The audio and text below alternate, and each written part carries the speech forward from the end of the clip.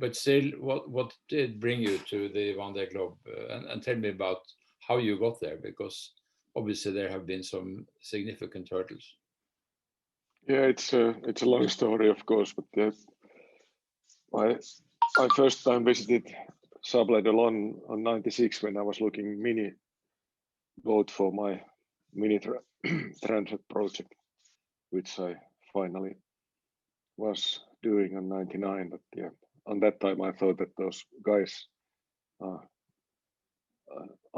they are not human. They are some kind of robots or something, like the skippers of Vendee Globe, because it felt so unbelievable thing to do, to sail around the world non-stop with those 60 feet monster machines. But since then I visited every start here every 4 years and seen my friends from mini circuit jumping on the IMOCA and sailing away and coming back, and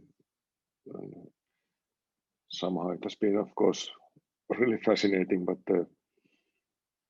so big thing that I didn't even think about that I could be there on the start line one day. But after many years, like now it's 24 years since I was here first time, and lots of sailing and 4 or 3 Atlantic crossings alone in the race, 2 with a mini and 1 with a Pogo 40 through the room.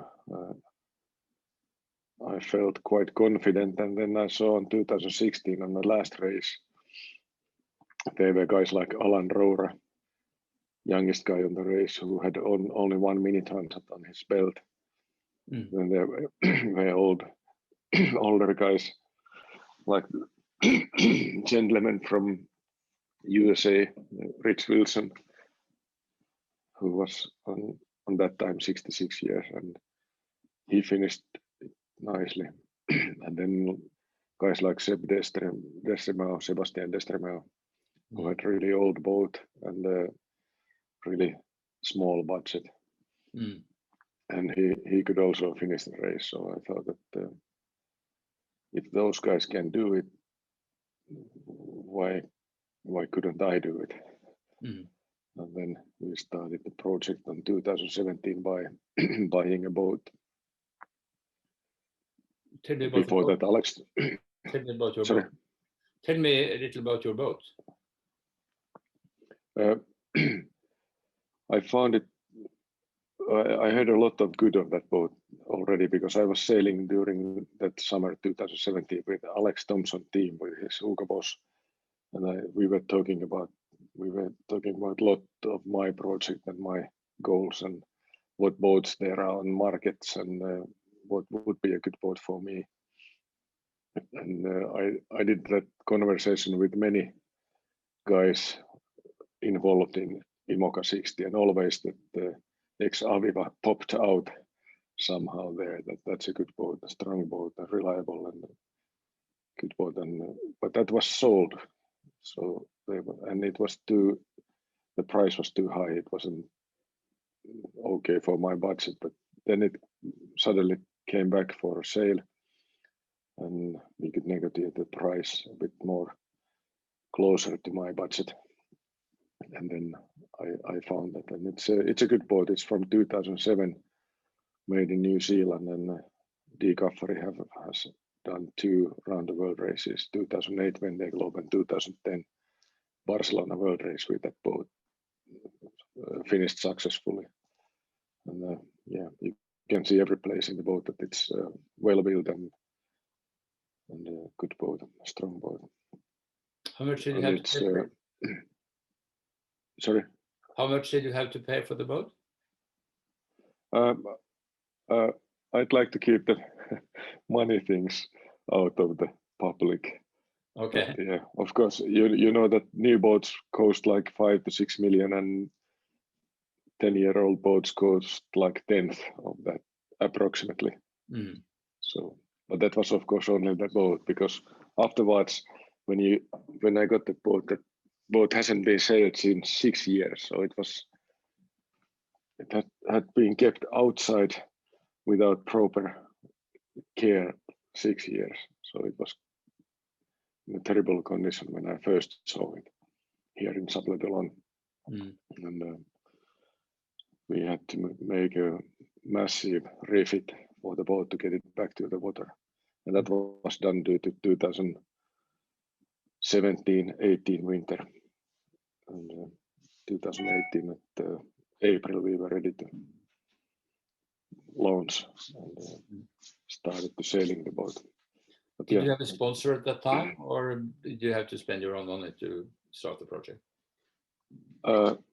We've been spending own money all the time with the project, so we haven't had like a sponsor which covers the costs for the whole project at all. So we've been the biggest sponsors of the project still, and the boat is funded by me, or me and my wife, and that's our own, or our company boat. Of course we made a company to run this kind of project, but the boat is funded by ourselves. So it's been a full-time project. You are an airline pilot, and have you retired from flying, or do you just have a break? No. This COVID made a natural break of my flying, but since this COVID started in April, it started to affect our flights. Since until that, I made a full list and did my full-time flying job. When did you start with this boat? When did you buy it? 2017, July. And when did you go on your first? Sorry, when did you go on your first sail? It was after this massive refit, which was made in UK during the winter. So we were ready to sail in April 2018. Okay, so then you have had plenty of time to get to know the boat and to practice. Yes, I've been doing like more than 20,000 miles with the boat. I've done two races across Atlantic with this boat, and then one big long race on Northern Atlantic with the boat. There's a big difference between the IMOCA and the Claus 40, of course. It's a huge difference. It's a so big step. So it is totally different. Those boats are so technically demanding boats, and of course they are demanding as a sailing wise. And you find that physically you're okay? You can deal with all the grinding and carrying of sails and everything? Yeah, of course you have to use proper techniques for that. If you have a sail which dry weight is 70 or even 80 kilos, and you have it in a place which is not like a ergonomically good place to work on, so you have to use techniques to get the sail up and also to get the sail down. It's hard, of course, but it can be done. Well, realistically, you don't have a big chance of winning this race, but what is it for you? Is it just to fulfill a dream to have done the race? Is it important for you to be as high up as possible on the list, or what is your achievement? One thing for the previous question is that until year 2000, for example, Ellen MacArthur, who was on that time 24 years, and she's like a tiny girl, 150 centimeters, maybe weighs less than 50 kilos, and she's finished second on Vendee Globe in 2000.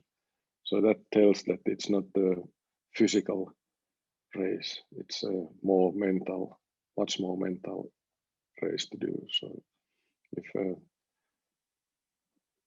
small girl can sail with IMOCA and finish second on the race, so it's not so much about how big muscles you have. It's about how well you can use all your skills. But yeah, for about the goals and winning, it's a huge win to be able to start in any of IMOCA Globe Series race. That means that you have been really successful on your project, and you have won many things and objects on the way to the start line. So if you can ever start even one IMOCA Globe Series race, you are a big winner. And if you speak about the Vendee Globe, if you end up to the start line of the Vendee Globe, that's like an Olympic medal, gold medal, to be there on the start line already. And if after all you are able to finish the race, because the statistics are quite unpleasant thing to read. Yes. Only 52% of boats has finished the race. So there has been 160 starting boats and 82 or something who has been able to finish. So it's most probably that half of the fleet can't finish the race. So the getting to the start line is a huge win. And if you can then sail to the finish line, then you are a big winner. So that's my idea. That's my mindset for the Vendee Globe. That's my goal is to try to eliminate all the risks before the start, then sail without taking risks, keeping big marginals, and to make all what I can to be able to finish the race. And of course, I have a lot more on this game because the boat is my own. I have to be careful and try to get the boat back safely, to be able to sell it, to be able to pay the loans which I've been taking for the boat. So I think I have a quite a lot more pressure than the big team skippers, because they don't have to care about the boat and about the money. It's a crucial thing for me also to be able to keep the boat in one piece and to be safely back. And that's my way of thinking anyway. I fly with 300 people on board, and I have to make everything that it's safe. And I've been thinking on the same way every time when I go sailing, that it's my responsibility to be safe and do all things safely and avoid risks and make things so that my nearest and my sponsors can rely that I don't do any stupid things and I'll be safely back. Sometimes, of course, there happens things like on the last race, 2016, which was quite sad. 5 boats had to abandon the race because they hit something, floating object, whales, something on the water, and that's something you cannot do anything. You cannot prepare for. Even how well you eliminate all the risks here before the start, even how well you sail. There can be a sleeping whale just under the waterline on your way, or something else. Is that what you think are the greatest risks in this race, that you hit something? On my mind, it's a big risk. Yeah. The other vulnerable part on your boat is of course the rig. So it happens that people lose the rig. How strong is your mast, and how good my rig is on. It has been, of course, just checked. NDT checks has been made to rig and to the boom, and we have checked all the shrouds, and the rigging is one of the most critical things, of course, and that has been checked thoroughly, and all the worn parts which might have caused some risks has been changed. So it's of course in good condition, as good as it has to be on start of the around the world race. But and one way to avoid rig damages, of course, to keep a big marginal of sail area when you're sailing. One of the compatible skills between sailing and flying is, of course, your meteorological skills. You have to be pretty good at monitoring the weather when you fly, and that will also help you in the Vendee Globe, I suppose. Yeah, that's true. But of course, those professional guys on the big teams, they are well trained. They have a world-class weather routers training them. So I'm missing that kind of training. They have a more targeted training for what we are doing. What is going to be the most dangerous parts of the race? Is it just after the start with so many boats and along the Biscay or Portuguese coast with many fishing boats, or is it going to be in the Southern Ocean, you think? There are many dangerous places here. And yeah, I think after the start, you're right, it's going to be, we have to be very careful after the start, during the start, and at the Biscay, Bay of Biscay. And of course, yeah, on the way down to the Atlantic, then there's going to be lots of fishing boats, and there has happened some collisions during the first days or first weeks of the start. And then of course the Southern Ocean, it's going to be hard with the heavy weather. Luckily we have quite fast boats, and like we saw last time, 2016, Jean-Pierre Dick and some other guy, they diverted 1,000 miles to north. They went between Tasmania and Australia to avoid the big low pressure which was going under them. So with these boats we get the good weather forecasts, and when these boats are fast we can run away on the worst places. Maybe you gave me the answer already by saying that just to be on the starting line is a major achievement, but it's not only to be on the starting line, but also to finish, which would be even greater. Assuming that by finishing you will be, among the 50% best in the race. Do you have any target above that? Would you like to be the best non-foiling boat, or have you some thoughts about that? I haven't even thought about that. My first target is of course to finish, and then if I can make it about 100 days, I'm really happy. And I know that means hard sailing and also work to be able to finish it in about 100 days. But if it takes 120 days, then I'm happy also if I can finish the race. So I don't take a big stress about that thing. I just How much attention has your project raised in Finland? A lot. That I'm amazed how keen the people has been to follow that, and how nicely the media has been involved and being happy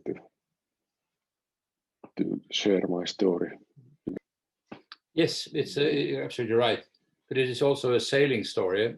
What can you achieve by inspiring all the Finnish sailors and young sailors to go into ocean racing?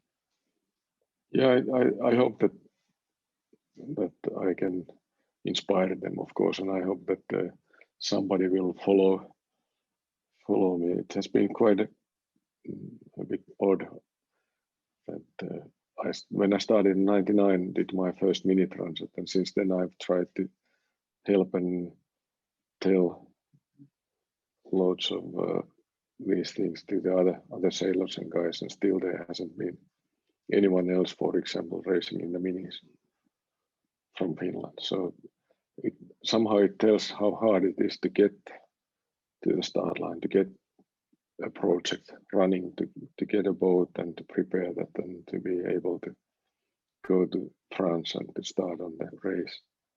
So that's okay. Let me wish you congratulations for your achievement so far on behalf of our readers, and thanks. Good luck with your race. We're going to follow it with great interest, and you in particular, as you say, it could have some big bearing on the interest of short-handed racing, not only in Finland but in the Nordic country as well. So we have every reason to wish you a happy race.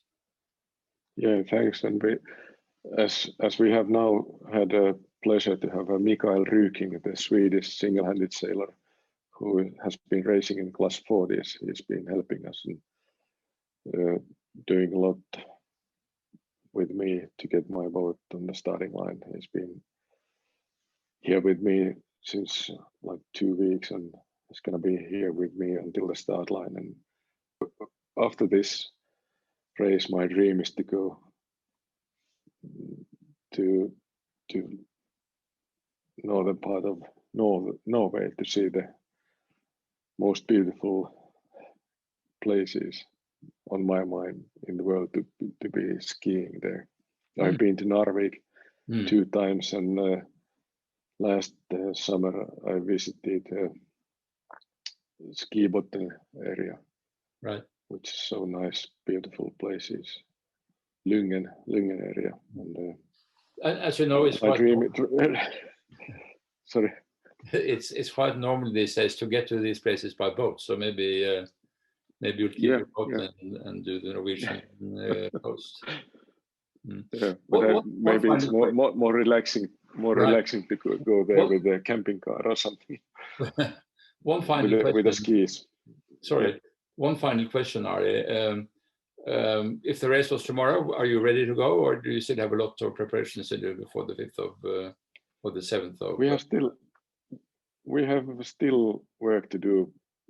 We could start tomorrow, that's for sure. All the food is on the boat prepared, all the clothes are in the boat, almost all the spare parts are on the boat, but the finishing small details is still in progress, and we are going for test sailing on Friday. But our goal and aim is that we are able to start on the 31st of October, and then it's still 1 week for the start. The start is on 8th. So our aim is to close the doors kind of 31st of October, and then all is ready, and then we have 1 week to be able to prepare like the weather routing things and that kind of stuff. Well, again, last week is going to be yeah, thanks.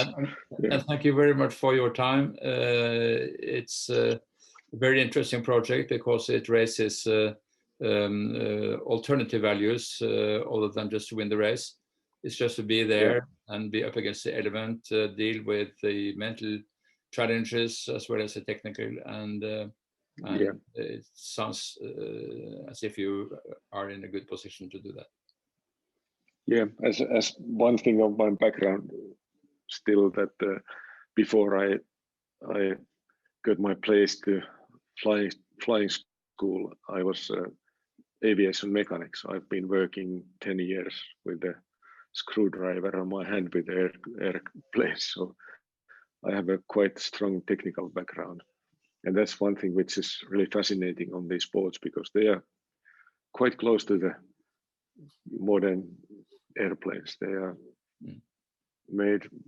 strongly made and made to last for huge